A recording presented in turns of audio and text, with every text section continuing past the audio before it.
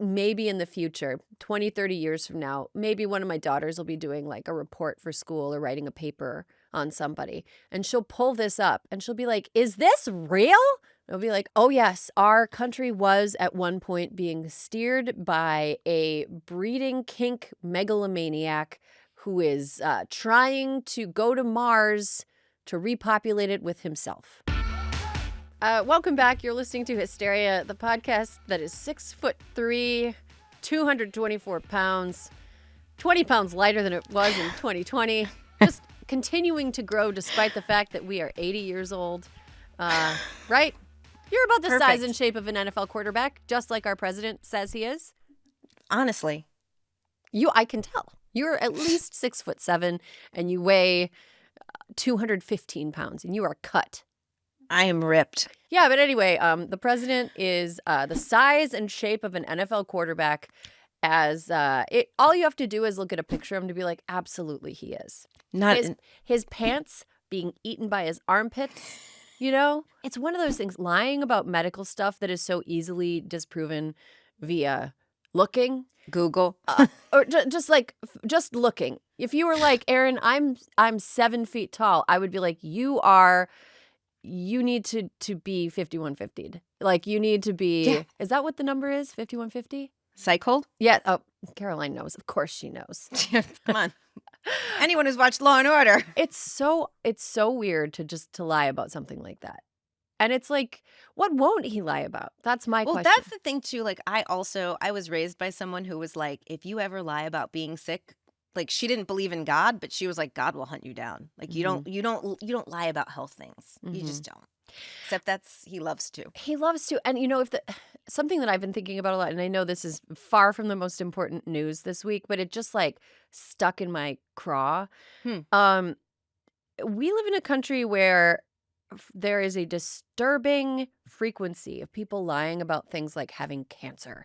And every once in a while, there will be a high-profile person who gets caught doing it. And then there'll be like a Vanity Fair feature on it. And we'll all read it and we'll talk about it for a week. And then like a couple years later, there'll be a Netflix documentary that is basically the article in a form where you have to sit and look at it the whole time. Right. You know?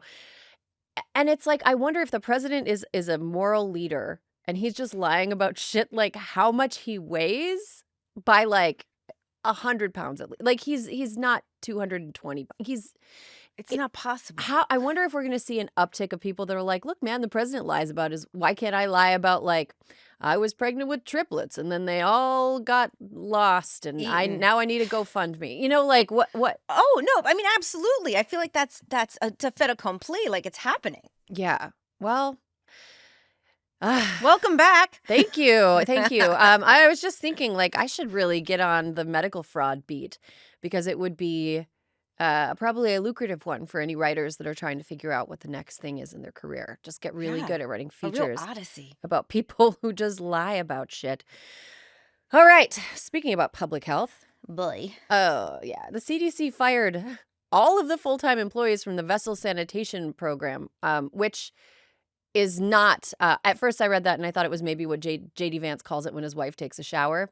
No, it is, it's people who investigate outbreaks and conduct health inspections on cruise ships. It's especially shocking because these people's salaries they're not paid by taxpayers. They're paid by the cruise ships. They're like, you know what? In our best interest to have these people doing this job to make sure that we're not just like floating diarrhea toilets in the ocean. But no, at least 12 outbreaks, many of them norovirus, have been documented on cruise ships this year, and the agency was in the middle of handling 2 more when the layoff happened. So now only 1 epidemiologist remains in the department, responsible for about 200 inspections a year. Yeah. These cuts are part of RFK Jr.'s layoffs of 10,000 employees across the nation's public health agencies, which included axing around 2,400 positions at the CDC. Do you remember during COVID when ships were just held out at sea indefinitely because people had COVID? Yeah. I do remember that. So I guess now they just come back to shore and they get off. Yeah. Because there's no one on the vessel, no one in charge of what happens when there are outbreaks on ships. Yeah, so that is a good reason to not be friends with people who go on cruises, right? 100%. You have to do. Wait, have you gone on a cruise in the last 14 days or had active diarrhea? Because you can't come to my house. You're in timeout. You cannot come to my house. We got to put a pause on this friendship. That's pretty wild. I mean, there's a part of me that's like, another reason not to go on a cruise ever again. Right. But then, like, there are people for whom going on cruises is like their entire personality and they love it. And I feel sad for them that this is like. I actually, you know what? I'm a hater. Go ahead. Dyed in the wool hater. I hate lawns. I hate golf. I hate cruises. I hate the American way of life, essentially. Okay. Fine. Cruises are just like environmental catastrophes, and they wreak complete havoc on local economies where they port, unless they are like small, like the Viking cruises in Europe or whatever. But they don't allow kids on those, by the way. And they say that. I know. They say that in the commercial, no children, which Well, they sort of send you the message by showing people who only have white hair. That's true. My parents loved their Viking cruise, by the way. I'm sure. But like the giant cruise ships, like the Carnival cruise, the ones that Drew Barrymore now does commercials for. Right. The IBS of the seas or whatever they're called. Like they're not good for the environment. They're not good for like the local cultures that they interact with. No, totally agree. So it's, there are other things you can do on vacation. Let's just say that. Right? Okay, that's fair. Okay. Look, I am not a cruise person, but I know cruise people and I feel sad for them now. Oh, but the CDC is, Erin, they're not done with us yet. They've also shut down the entire branch dedicated to dealing with lead poisoning, of all things, leaving those who depend on it paralyzed. For example, the health department in Milwaukee has confirmed lead dangers in 7 schools and has had to shut down 4 of them. The city health department commissioner, Michael Tortitis, formally requested that the CDC deploy help, but his request was completely denied with an email that read, quote, "I sincerely regret to inform you that due to the complete loss of our lead program, we will be unable to support you." So Milwaukee is left to deal with the crisis without any federal resources. And just as a reminder, just want to add, lead poisoning can cause developmental delays, learning difficulties, among other things, which does seem problematic for schools. Right. And you know what? I'm obsessed with like lead poisoning. Yeah, you always mention it. I talk about it constantly, but it happened on a mass scale in this country for decades because there was lead in the gasoline. And so anybody who was born between... And lead in paint. Yep. And anyone who was born between like the mid-1950s to about 1980 was exposed to a lot of lead when they were children, and like toxic levels of lead when they were children. And the people that were exposed to the most lead when they were children were people born between, I think, 65 and 80. That's when it peaked. Look, those people also are among the demographic of people most likely to support Donald Trump. Gen X. So, yeah, we don't want to have lead paint or lead in anything. It is... not great. There's lead in toys. There was lead in everything back then. It's amazing I'm here. You're 75% lead.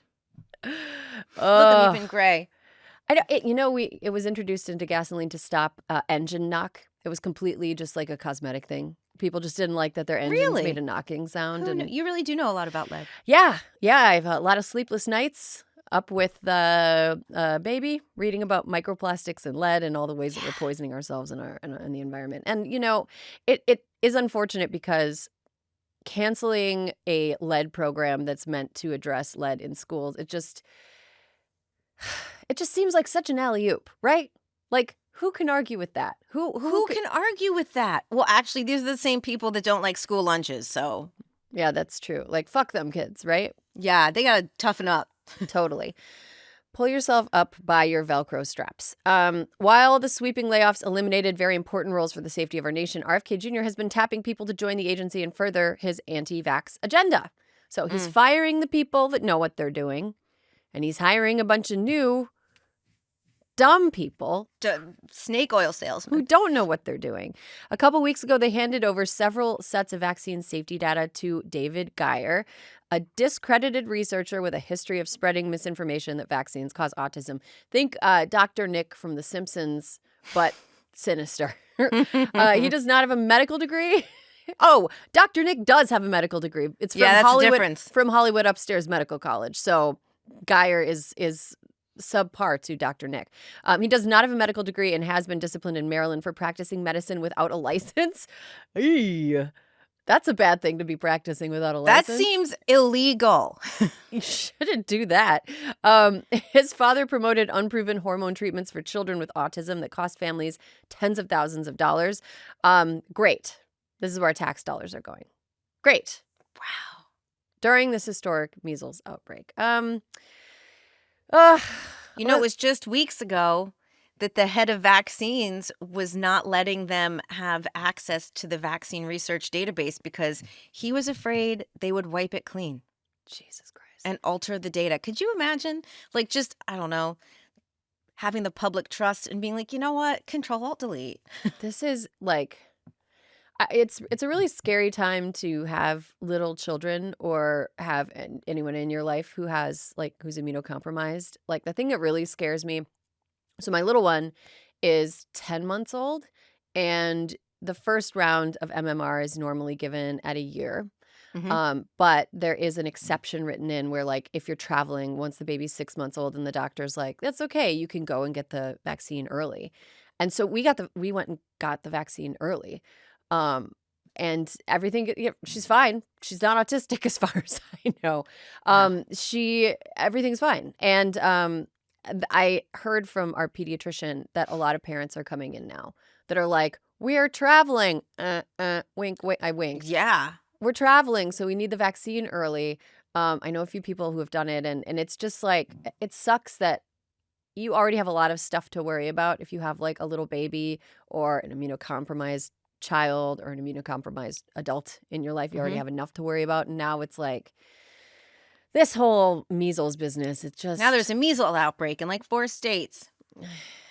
It's really depressing. And I don't know, did you watch the news about the father of the little girl who most recently died? Mm-hmm. Sure and did. He was like, I'm still not going to vaccinate my kids. Yep, I did.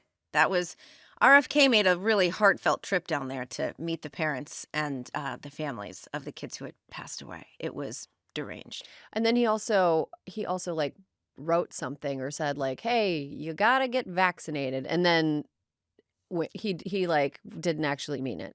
He said something like, vaccines are the best way to not get measles. And then was like, but they're going to give you autism. Hysteria is brought to you by Babbel. You say you'll learn a new language every year, but few of us actually commit to it. Babbel makes it easy for you to learn one in less time than you think. This year, speak like a whole new you with Babbel, the language learning app that gets you talking. Learning a new language is the pathway to discovering new cultures, so why not embark on learning something new? Babbel's quick 10-minute lessons, handcrafted by over 200 language experts, get you to begin speaking your new language in 3 weeks or whatever pace you choose. And because conversing is the key to really understanding each other in new languages, Babbel's designed using practical, real-world conversations. Spending months with private teachers is the old way of learning languages, and nothing screams tourist like holding a phone translation app up to your face all day. Babbel's tips and tools are inspired by the real-life stuff you actually need when communicating. With a focus on conversation, you'll be ready to talk wherever you go. For example, I took French for 15 years. French was my minor in college. My pronunciation is terrible. I can read Le Monde, I can read Paris Match, but if I try to speak to a French person, they say, it's okay, we speak English. So I am trying to brush up on my pronunciation and put all of my actual knowledge to use.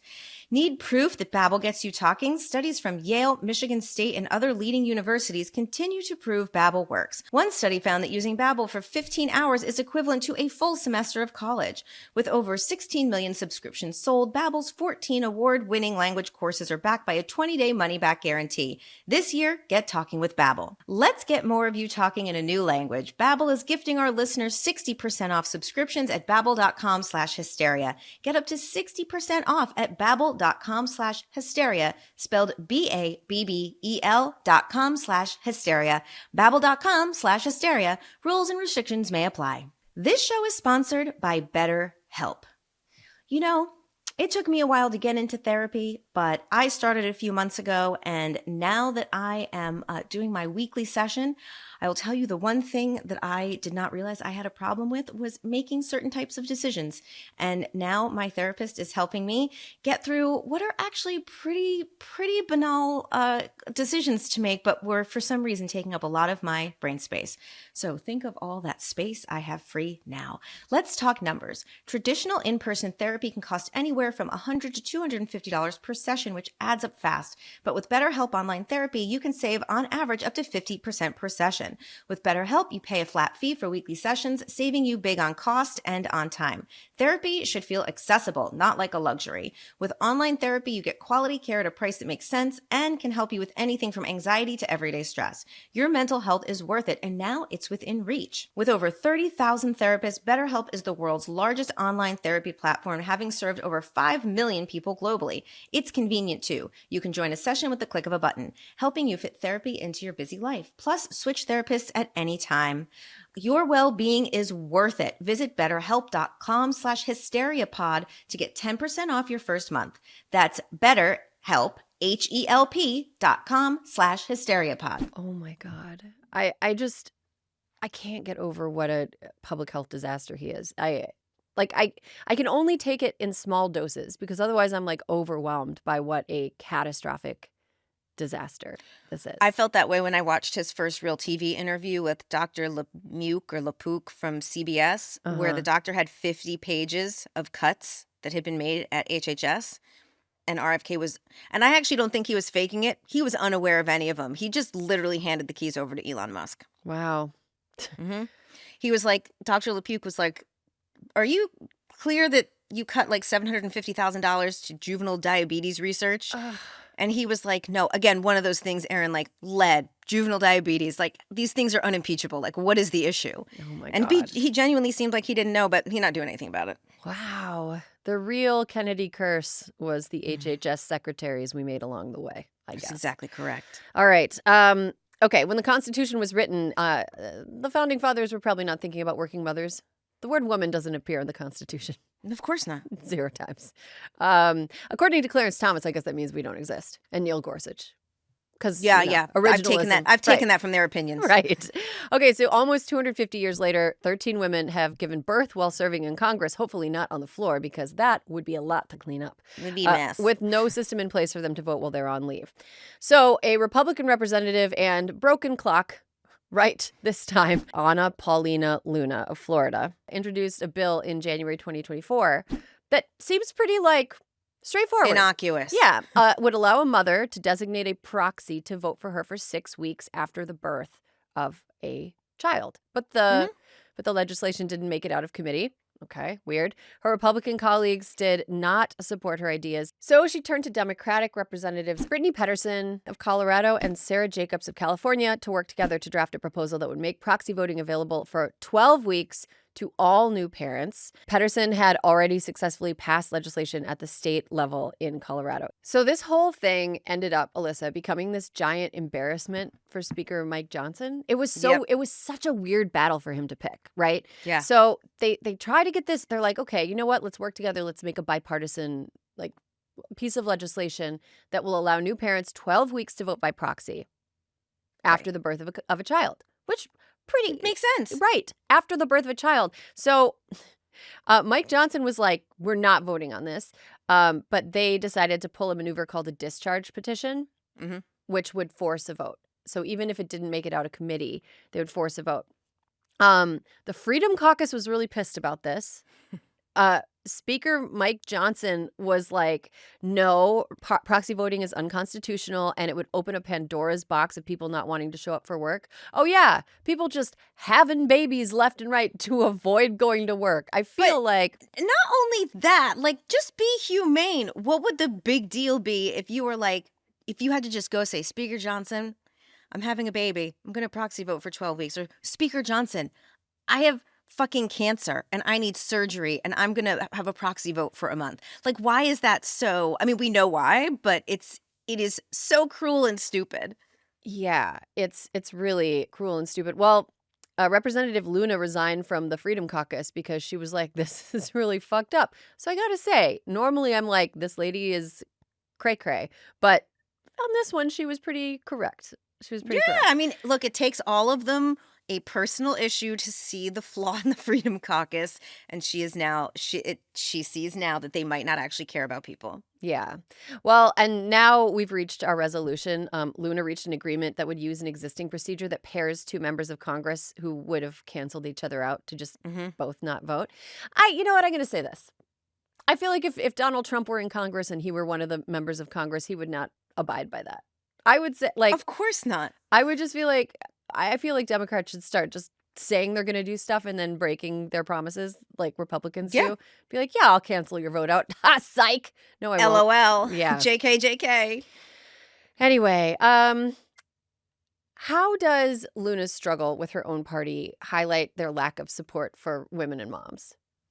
Erin, there's never been a group of people who care more about childbirth but less about childbirth than this group of people. They're like, y'all need to have as many babies as humanly possible. We have a crisis, but there's not going to be any childcare, no paid leave. We're going to make school lunches very difficult. Anything that will help you raise the child will be utterly inaccessible. And any support you need after you have the child will be utterly inaccessible. But please keep having babies. They're not pro babies and they're not pro women. They're not pro life. They're pro enforcing second-class citizenship on women. Yeah. Because as it is right now, to become a mother, unless you have a lot of support or resources, is to shoulder yourself with second-class citizenship. You have to pay a ton of money to have somebody look after the baby. If you are not yourself looking after the baby, in which case you are sacrificing your career and money and status that you could be earning during the time that you're staying home with the baby, you are physically endangering yourself. Being a pregnant woman in America is 3 times more dangerous than being a on-duty cop in America. It is, you're shouldering yourself with possible lifelong physical impairments.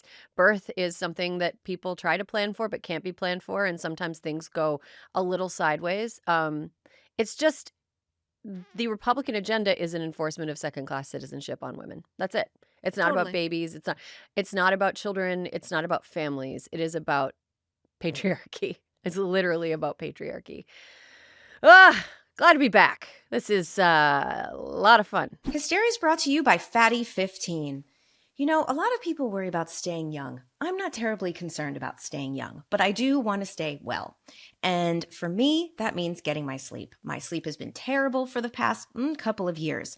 And it's not great when you're not sleeping. It kind of impacts every single thing you do that day and has a real compounding effect, which is why I am so excited to share with you guys C15 from Fatty 15, the first essential fatty acid to be discovered in more than 90 years. It is an incredible scientific breakthrough to support our long-term health and wellness, and you guessed it, aging and longevity. Based on over 100 studies, we now know that C15 strengthens our cells and is a key longevity-enhancing nutrient, which helps to slow biological aging at a cellular level. In fact, when our cells don't have enough C15, they become fragile and age faster.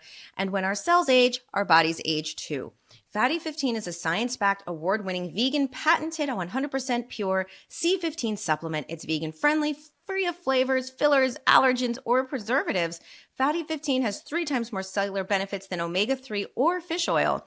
By replenishing our cells with the essential C15 nutrient, Fatty 15 effectively repairs cells and restores our long-term health. Fatty 15 is clinically proven to raise C15O levels, resulting in lower cholesterol levels, healthier liver function, improved gut biome health, and improved red blood cell health within 3 weeks.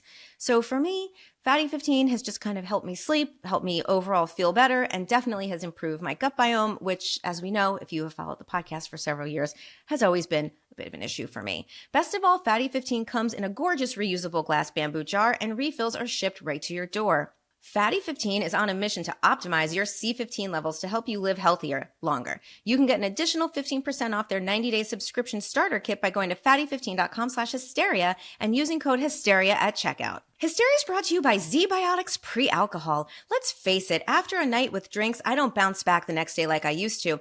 I have to make a choice. I can either have a great night or a great next day. That is until I found ZBiotics Pre-Alcohol. ZBiotics Pre-Alcohol Probiotic Drink is the world's first genetically engineered probiotic.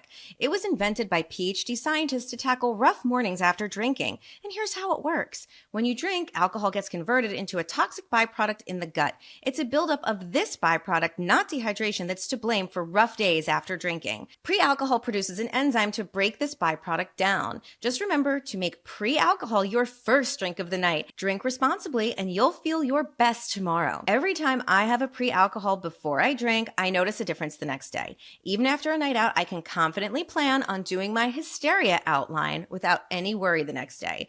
Admittedly, I was skeptical with ZBiotics, but then while hanging out with Caroline Reston at Crooked, I gave it a shot. She convinced me, but now that I've tried it a few times, I know that it actually works. So I gave pre-alcohol a try.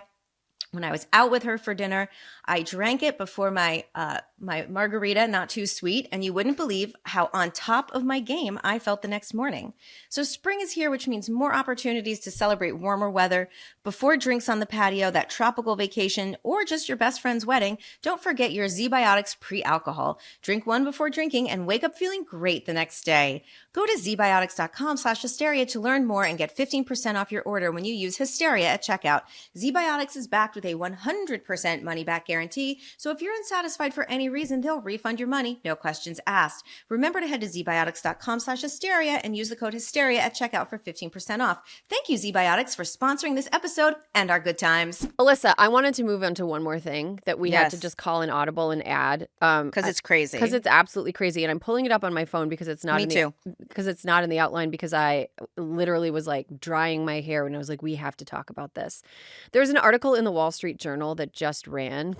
The headline is "The Tactics Elon Musk Uses to Manage His Legion of Babies and Their Mothers."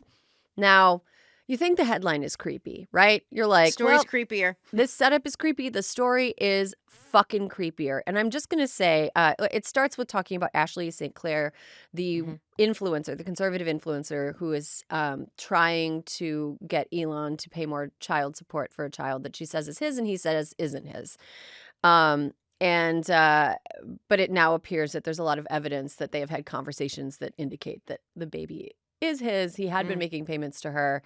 Anyway, it goes from there into a journey into like Elon Musk's extremely strange birther breeding kink. I get the impression he's not having sex with these women because the way that the article presents it is that he's giving them It seems like maybe sperm. just a few of them. Yeah, but he's not out here like fucking like Wilt Chamberlain. You know what I mean? He's having scientific. He's like interactions. He is having vials distributed. Yeah, You know, yeah. like he actual vials. and which is like he's having people impregnated in like a clinical setting because he wants to have more children. A legion of children. I just have to I have to read a portion of this article because it is one of the craziest things. In Musk's dark view of the world, civilization is under threat because of a declining population. He's driven to correct the historic moment by helping seed the earth with more human beings of high intelligence, according to people familiar with the matter. His businesses are set up to serve the idea. The main objective of SpaceX is to build a rocket ship capable of getting to Mars, and his other companies, including electric car maker Tesla, help finance the plan. Musk refers to his offspring as a legion, a reference to the ancient military units that could contain thousands of soldiers and were key to extending the reach of the Roman Empire. During St. Clair's pregnancy, Musk suggested that they bring in other women to have even more of their children faster. Quote, "To reach legion level before the apocalypse," he said to St. Clair in a text message viewed by the Wall Street Journal, "we need to use surrogates. To reach legion level before the apocalypse, we need to use surrogates." This man is fucking crazy. Well, the He's part of the story fucking that crazy. I actually thought was, I don't know if it was gross or crazy or all of the above, was when it goes into the Tiffany Fong story, where she was just kind of this conservative-ish like influencer on X, and he like started like retweeting her and followed her, and she got all these followers because of it, and she started earning like $21,000 a week or over a 2-week period because of him. And then he like gets into her DMs and is like, how about you have a baby? And she was like, I'm gonna just slink away into the darkness. And then he like unfollowed her and got everyone to unfollow her, and she lost all this money. And like he is in the DMs trying to make babies for his legion. That's it. He is a true supervillain. He is an actual supervillain. And here's also, Erin, how he is the most supervillain. If you actually did you ever watch the show Big Love on HBO years ago? No. Okay. So it is a story about polygamists and Bill Paxton, and the most criminal person that the FBI and everyone is trying to get literally is Elon Musk. Like everything that came out of this guy Roman's mouth is exactly what Elon Musk said. That like we need to have the baby so that we can take over the world, and like we need to populate our spawn everywhere, and how he talks about women and like all the NDAs. I mean, it is. I just gotta say there is something. This is the person making all the cuts in our government. He's a fucking insane person. Like he based on what I am reading in this Wall Street Journal article, if I read it about somebody named like Steve Parker, I would be like, Steve Parker's fucking nuts. Like, it's not just that I have a pre-existing prejudice of Elon Musk. Like, I already thought he was a little unhinged. He's crazy. Erin, what about the part where he prefers and suggests, and I think pays women to have C-sections instead of vaginal birth, because he said that vaginal birth makes the brain smaller and they can't reach their full potential? That is the dumbest fucking thing I've ever heard. That's why I had to tee you up for it. That is so fucking dumb. Have you ever seen a C-section? Yeah, actually.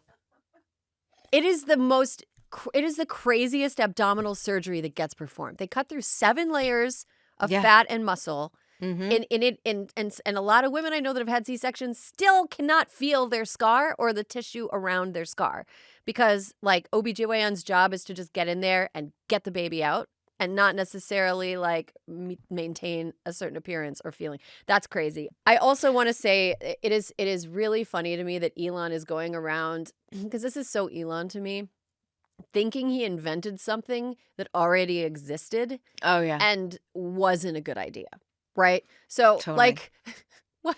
Oh, you know what we're going to do? We're going to breed people to be smart and amazing. You know what? Ever seen a Habsburg chin, first of all? Breeding only a certain ilk of people together results in that.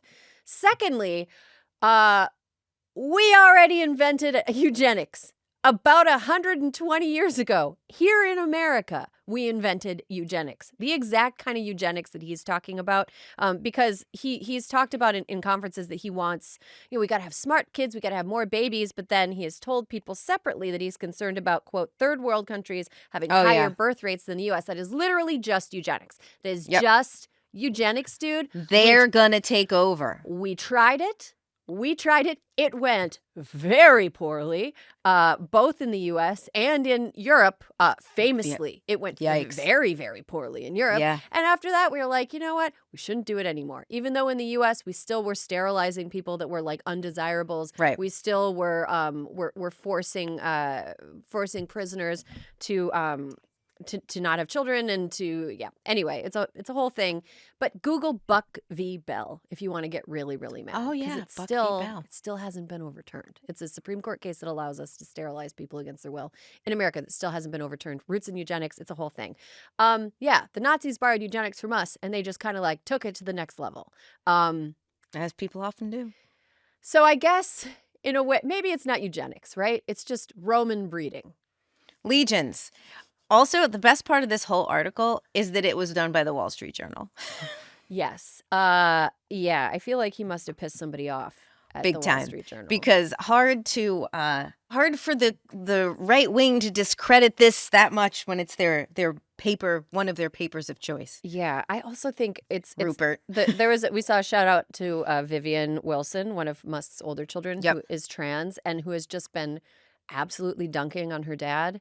Killing it. So funny. I gotta say, she's a great example of how you cannot control who your children become, right? Mm-hmm. And she is I kind of am like, you know what? Gotta hand it to Elon. He did produce Vivian, who is very cool and funny, just not in the way Everything he wishes he could be. just not in a way that he probably hoped that she would be cool and funny, but she Right. is like really fucking cool and funny.